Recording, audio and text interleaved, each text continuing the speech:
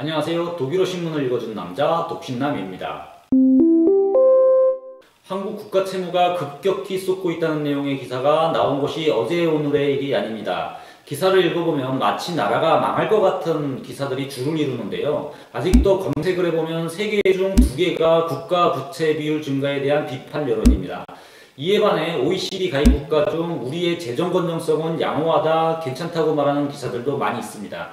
유럽이 80%가 넘고요. OECD 국가 평균 부채 비율이 100%가 훨씬 뛰어넘을 정도입니다. 이에 반해 우리는 40%를 유지하고 있죠. 미국이 100%가 넘어가고요. 200%가 넘는 일본 다음으로 국가 부채 비율이 세계 최고지만 기축통화 달러를 가지고 있는 나라와 한국과 비교가 어렵다고 합니다. 일본도 국채를 모두 자국민들이 가지고 있어 우리와는 상황이 많이 다르죠. 그럼 우리보다 국가 부채 비율이 높은 독일은 자국뿐만 아니라 전 세계 국가의 국가 부채 비율이 높은 곳에 대해서 어떻게 생각하고 있을까요? 독일의 경우 특히 재정 건전성을 유독 보수적으로 생각하고 통화정책도 아주 조심스럽기로 유명한 나라입니다. 그리고 독일과 한국을 비교하는 것은 여러모로 의미가 있어 보입니다.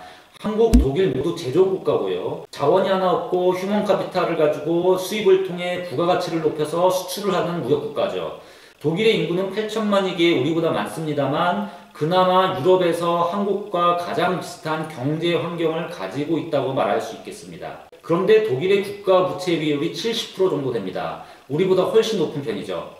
최근 독일 내에서도 부채 비율이 급격히 높아지는 것에 대해 우려하면서 계속 이런 식으로 가는 것이 맞냐 하는 걱정도 고개를 들고 있습니다. 이런 여론에 대해 독일 연방중앙은행이 분명한 입장을 내놓았는데요. 여기서 관심은 이렇게 독일 연방은행에 시장해주는 시그널에 대해 투자가들은 어떻게 생각하고 있을까 하는 점입니다.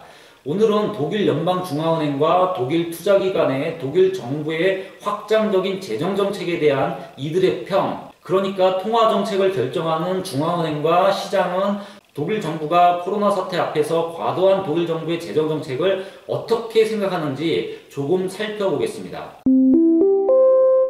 이를 설명하기 위해서 오늘 이 시간은 독일의 대표적인 자산운용회사인 그리너 피셔 인베스트먼트의 수석 애널리스트이며 설립자인 토마스 그리노의 칼럼을 가지고 왔습니다.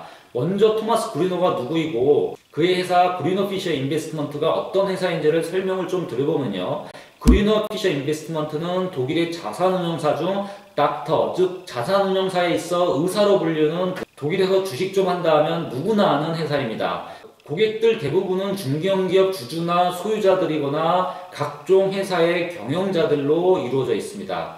독일은 특히 대부분이 중견기업, 가족기업이 90% 이상이고요. 이 회사는 이들의 자산을 관리해주며 성장한 대표적인 회사입니다. 특히 금융위기 때 고객들의 포트폴리오를 아주 잘 관리해줘서요. 당시 자산운용에 관해 은행과 여러 고객들에게 조언을 해줘서 이름을 날렸던 회사죠. 그리너 피셔 회사는 이렇게 금융위기 때 거대한 도이치방크나 콤메츠방크 등 이런 빅뱅크에서 불안감을 가진 독일 부자들의 돈을 관리해주며 성장을 하게 된 겁니다. 여기서 이름이 비슷해서 미국 피셔 인베스트먼트와 무슨 관계가 있지 않나 생각하실 수도 있는데요. 이에 대한 대답은 맞는 것도 아니고 틀린 것도 아니라 할 수 있겠습니다. 아시겠지만 피셔 인베스트먼트는 미국에서 캠 피셔가 1979년 250달러를 가지고 시작해서 현재 130조 정도 운영하는 대표적인 회사로 그의 아버지가 전설적인 투자가 중 한 명이죠. 바로 필립 피셔입니다. 이 필립 피셔는 벤자민 그르메ion과 함께 초창기 투자이론을 만들어내 성장주 투자이론의 대가로 불리는 사람이었죠. 아주 가족이 월가에서 대단한 명성을 가지고 있습니다. 그리고 제가 소개해드리는 칼럼을 쓴 토마스 그리너가 독일에서 1999년도에 토마스 그리너 자산운용사를 유한회사 형태로 설립을 했고요. 그 당시 캠 피셔는 미국에서 기술주들을 모조리 팔아버리라고 조언을 해 당시 월가의 애널리스트로부터 조롱거리가 되었습니다. 그때가 2000년 3월이었죠. 그리고서 몇 년 후 닷컴 버블이 터집니다. 즉 닷컴 버블을 예견하고 대비했던 몇 안 되는 인물 중에 한 명이죠. 그리고 몇 년 후 캠 피셔와 토마스 그리너가 투자 철학을 공유하면서 2007년도에 토마스 그리너 자산운용사의 지분을 확보합니다. 그리고 회사명을 그리너 피셔 인베스트먼트로 바꿨죠. 지금 그리너 피셔와 미국 피셔 인베스트먼트는 긴밀한 파트너로 일을 하고 있습니다. 그리너 피셔 인베스트먼트는 독일의 유력 금융주간지, 캐피털, 그리고 포커스 등에서 최고의 자산운용사로 꼽혔고요. 유럽의 여러 은행 및 투자기관들과 파트너로서 함께 일을 하고 있습니다. 결국 시장을 보며 자산을 운용하는 철학가 눈은 토마스 그루너나 켄 피셔가 같다고 얘기할 수가 있겠습니다. 켄 피셔가 미국 월가의 스타 컬럼니스트라면 켄 피셔는 포브스에서 33년간 금융시장 칼럼을 써왔죠. 토마스 그루너는 독일의 스타크 컬럼니스트이며 자산 운용가입니다. 토마스 그루너가 쓴 칼럼은요, 지난주 금요일 칼럼이고요. 국가 부채는 성장을 저해하지 않는다입니다. 일단 제목에서 보시면 아시겠지만 국가 부채에 대해 그리 걱정할 필요가 없다는 뉘앙스를 띄우죠. 토마스 그루너는 현재 매일 세계 어디를 가든 각 정부가 쏟아내는 재정정책이 신문 1면을 장식한다며 그런 이유는 줄어드는 국민 총생산과 이에 반해 급증하는 국가 채무라고 가리키고 있습니다. 기폭제가 된 것은 지난 6월 미국 2분기 드디어 국가 채무가 국민 총생산을 넘어선 것이라고 하는데요. 그리고 이 치솟는 국가 채무가 직접적으로 경제 문제를 야기하고 재정 전략 정책을 유발할 수 있다는 이를 바라보는 시장 관찰자들의 걱정을 하고 있다고 말합니다. 여기서 특이한 점이요, 재정을 전략할 수밖에 없는 상황이 문제가 된다는 건데, 지금 급증하는 국가 부채, 그러니까 정부가 돈을 많이 써서 걱정해야 된다는 맥락에서 전략하는 상황에 대해서 걱정을 한다는 것이 조금 논리적으로 모순적이죠. 그러니까 이 말은 시장은 부채 자체를 걱정하거나 급증하는 국가 부채를 걱정하는 것이 아니라 여기서 국가 부채가 늘어남으로써 확장적인 재정 정책을 각 정부가 펴지 못하고 경기 부양을 할 수 없는 총알이 바닥나는 것에 대한 걱정이라는 겁니다. 늘어나는 부채에 대한 걱정이 아니라는 얘기를 하고 있는 거죠. 물론 이 부분 토마스 그루너가 쓴 칼럼의 해석은 제 개인적인 생각입니다. 토마스 그루너는 계속해서 채무와 국민 총생산과의 비율은 아주 과장되게 높은 숫자라 할지라도 제어할 수 있는 비율을 잡기 위해 의미가 있는 것이라고 말하는데요. 그러니까 국가 부채 비율 그 자체가 그 의미가 있는 것이 아니라 국가 채무를 유지할 수 있는 그 비율을 알아내는 것이 중요하다는 것이죠. 토마스 그루너 자신과 그루너 피셔 인베스트먼트는 매혹적인 경계인 매직 리미트, 그러니까 국가 채무, 국민 총생산 대비 100%라는 숫자가 한 국가의 생존 능력을 뜻하는 아름다운 경계, 즉 매직 리미트가 아니라고 생각한다고 전하고 있습니다. 우리는 지금 40% 50% 가지고 난리인데 켄 피셔와 함께라는 토마스 그루너는 100%를 두고 매혹적인 경계다 아니다 이런 걸로 걱정하지 말라고 말하고 있는 거죠. 다시 말씀드립니다만 이는 당연 제 생각이 아니라 토마스 그루너의 칼럼이고 그의 생각이라는 점을 밝힙니다. 토마스 그루너는 국가 부채 비율이 100%를 넘게 되면 당연 오랫동안 유럽에서 재정 문제 후보자로 등록된 그리스와 비교할 것이라며, 그러나 이 부분에서 그는 사고의 오류를 범하지 말라고 조언합니다. 그런 이유는요, 국가는 채무를 변제할 때 한 번에 다 하는 것이 아니고 이자와 기한이 도래한 채권에 대해 명목 가치를 변제하는 것으로, 그러니까 이 부분에서요, 쉽게 얘기하면 국가가 빚을 갚을 때 이자를 갚고 이자를 뺀 원금 상환을 하고 이렇게 나눠서 설명을 하는 거죠. 국가 채무 관련 포트폴리오는 여러 오랜 시간에 걸쳐서 지불해야 하는 아주 복잡한 구조를 띠고 있다고 말하고 있습니다. 그는 어떤 나라든 국민 총생산을 바로 채무 변제에 쏟아붓는 것이 아니라며 보통 국가 채무에서 오는 이자를 갚는 데는 국민 세금을 사용하고 있고 만기가 도래한 채무는 다른 채권을 발행해서 리파이넌스, 즉 다시 파이낸싱 한다고 말합니다. 그리고 그리스의 파산은 이런 원칙을 유지할 수 없는 무능력에 있는 것이지 국민 총생산에 비해 국가 부채 비율이 몇 프로 높은 것에 있는 것이 아니라고 주장하고 있습니다. 그러면 국가 부채를 짊어질 부담 능력을 조사하기 위해서는 결국 이자와 국가의 수입인 세수와의 비율을 알아내는 것이 가장 흥미로울 것이라고 말합니다. 2019년 미국은 세금을 걷어서 10.8%를 현존하는 채무에 대한 이자 지출로 사용했다고 전하며 이제 이 숫자는 앞으로 두 가지 이유에 의해 더욱 높아질 것이라고 말하는데요. 하나는 높아진 국채 발행과 또 다른 하나는 줄어드는 세수로 모두가 코로나 사태와 관련이 있다고 얘기합니다. 그리고 이런 미국의 상황이 미래 성장에 미국 경제가 지금 KO 펀치를 맞은 것인가 라는 질문을 던집니다. 이에 대해 절대 꼭 그러지 않다고 답을 하죠. 1980년대 그리고 1990년대에 미국은 이미 국민으로부터 걷어들인 세금의 15%와 18%를 채무에 대한 이자로 지출을 했으나 오랜 기간 걸쳐 이루어졌고 중요하고 의미 있는 성장과 함께 진행이 되어 왔다고 말하고 있습니다. 또한 이자 변제를 위한 정부 지출이 몇 프로가 적다는 것이 꼭 어떤 의미가 있는 것도 아니라고 말을 합니다. 영국은 2019년 총 세수입에서 4.7%를 이자 지출했었고요. 20년간 세수와 이자 지출을 비교하면 가장 낮은 수준을 보였지만 이것이 꼭 재정적인 출구를 상징하는 것이 아니며 이런 현상은 낮은 이자율 때문에 어디나 마찬가지였으며 전 세계는 이를 즐겨왔다고 얘기하고 있습니다. 그리고 새로운 채무, 즉 국채를 새로 발행하게 되면요. 이 새로운 채무는 이자에 대한 부담을 떨어뜨리는 현상을 동반하고 있고요.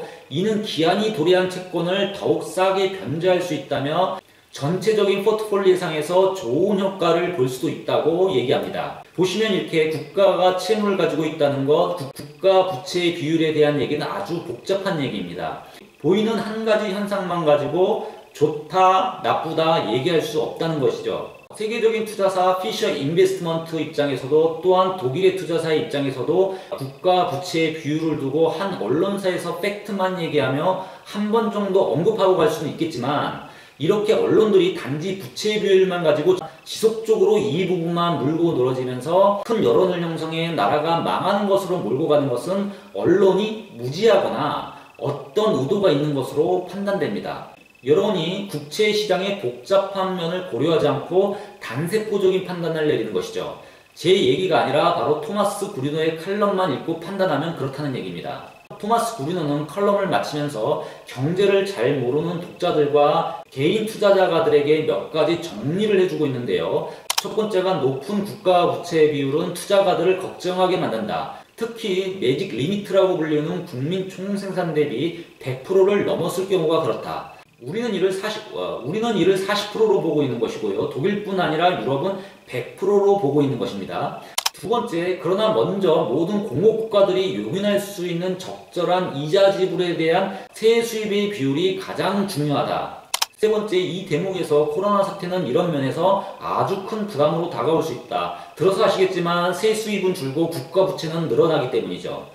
네 번째, 그러나 이런 큰 부담이 지속적인 경제 성장의 기회를 위협하는 것은 아니다로 결론을 내리고 있습니다. 여기서 반대로 생각하면 나라의 재정을 건전하기 위해 가장 중요한 것도 세수입 확보 그리고 세수입 유지죠. 그러니까 돈을 너무 많이 써가지고 현재 국민들로부터 받는 세수입으로 국가 채무에 대한 이자 부담률이 높아서 이자 지불이 어려워도 문제지만 돈을 너무 안 써서 세수입원, 즉 경기부양이나 위기에 대처하는 돈을 쓰지 않아 세금이 나올 곳 세수입원을 황폐하게 만들어서도 안 된다는 것입니다. 이 사실을 한국에 대입시킬 때 바로 한눈에 알 수 있는 통계가 있는데요. 한국중앙은행은 정부가 재난지원금을 지급을 안 할 경우 국가 채무 비율이 44.3%에서 오히려 44.8%로 증가한다고 합니다. 돈을 아꼈는데 재정 건전성이 나빠지는 거죠.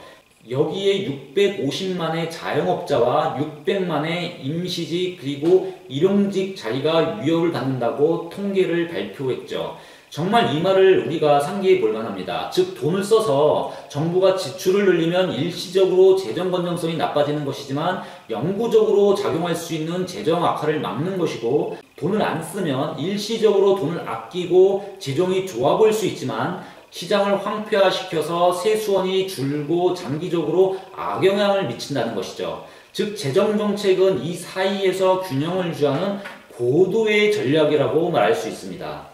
토마스 구리노의 주장이 그럼 한 개인의 주장이냐? 이를 알기 위해 최근 독일 경제일간지 한델스블라트의 보도를 보시면요. 독일 연방중앙은행이 정부 내에서와 시장에서 국가 부채에 대한 염려가 있자 오히려 이에 대한 제동을 걸고 나섰습니다. 통화정책을 담당해야 되는 곳이 재정정책에 대해 평온한 것이라 조금 이례적이죠. 신문은 독일 연방중앙은행이 경고를 한다라는 강한 문구를 사용합니다. 바로 채무정책, 직역을 하니까 좀 이상한데요. 이런 공격적인 재정정책으로부터 방향전환에 대해 경고를 하고 있다고 전하고 있습니다. 연방중앙은행은 더 나아가서 내년에도 배포가 큰 구제정책을 기대한다는 말까지 남기면서요. 연방중앙은행의 경제학자들은 정부의 높은 지출에 대해 재정적으로 가능한 것으로 간주하고 있다고 전하고 있습니다. 신문은 계속해서 코로나 사태의 재난지원으로부터 손을 빨리 떼는 것에 대해 부정적이며 현재의 위기에서 강한 확장 재정 정책은 적당하다는 중앙은행의 평을 전달하고 있고요. 독일 연방은행의 전문가의 말을 이용해서 치솟는 적자와 국가 부채는 코로나 사태와 그에 따르는 결과에 대응하고 거기에 따른 대응 효과를 미치는데 정당하다는 표현을 쓰고 있습니다. 여기서 잠시 옳다, 정당하다는 독일어로 레히트피아티겐이라는 단어를 쓰고 있는데요. 일반적으로 옳다, 정당하다 그렇게 간단히 표현하고 자주 쓰는 단어이긴 합니다만 이 말은 또 형법 또는 헌법의 기본권 침해가 되었을 때도 자주 쓰이는 단어입니다. 즉 형법이나 헌법상 어떤 법익을 침해했으나 그 해당하는 법익이나 헌법의 가치를 침해하지 않으면 더 큰 법익이나 가치가 침해받을 경우 이런 행동이 정당했다라는 표현을 할 때 즉 표면적으로 그리고 형식적으로 잘못을 한 것처럼 보이지만 그렇게 안 했다면 더 큰 손해와 손실을 불러올 때 그 행동이 레시티티형 되었다 쓰는 거죠. 이런 느낌의 단어를 지금 독일 연방은행이 사용하고 있는 겁니다. 그러니까 지금의 확장적인 재정정책은 높은 부채 비율이라는 비정상적인 모습에서도 그렇게 하지 않으면 더 큰 피해가 올 수 있기 때문에 정당화된다로 정리하고 있는 겁니다. 지금까지 독일어 신문을 읽어준 남자 독신남이었습니다.